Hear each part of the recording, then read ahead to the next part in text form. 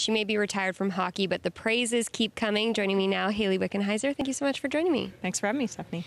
So you just received an honorary law degree from the U of S. What was it like when you found out you were going to get this honor?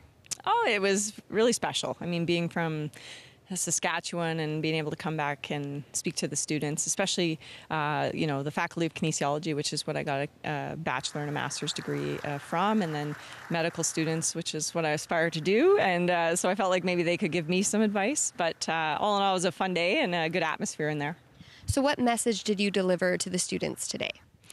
Well, I talked a lot about, having a bucket list, which isn't your traditional bucket list, but being able to cross things off that matter to you and what are you going to fight for. So for me as a little girl, it was about, gender and conformity and tradition, and girls don't play hockey, and what is their bucket list? What are the things that are going to kind of propel them and inspire them in their careers? And the fact that I think the world does need more Canada out there today, and how they're ambassadors for that, and we need more independent thinkers and less sheep in the world. The herd mentality is a rough thing out there today. So just a general message of be proud of what you've accomplished and don't back down.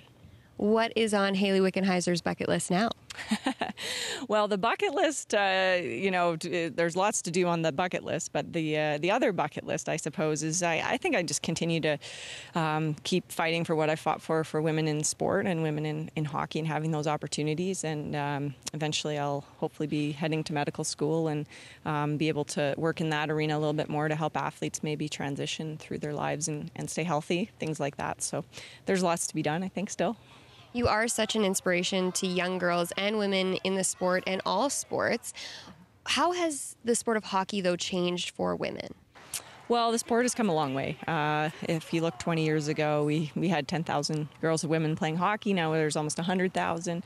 Any little girl could now grow up in the game of hockey and make a living at it and have a career, whether it's as a player or as a coach or, administration, working in the NHL, overseas, wherever you want. And that wasn't always the case.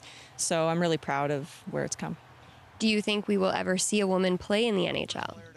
I don't think so. I think that it's the more of the reality is for women to have their own NHL, to have a pro league where they're paid, where the best players in the world play in one league, and continue to build a great brand of hockey that way. I think that's more realistic. Is there any woman you think in particular we should be keeping an eye on? Well, I think there's a few players from around the world, but in general, I'll just say Team Canada. There's never a shortage of good players on Team Canada, and in the next Olympic Games, they've got a lot of work cut out for themselves to bring home gold. But in that stage and on that platform, nobody performs better than Canada, so put my money on them. Always. Well, thank you so much for taking the time, and congratulations. Okay, thanks a lot.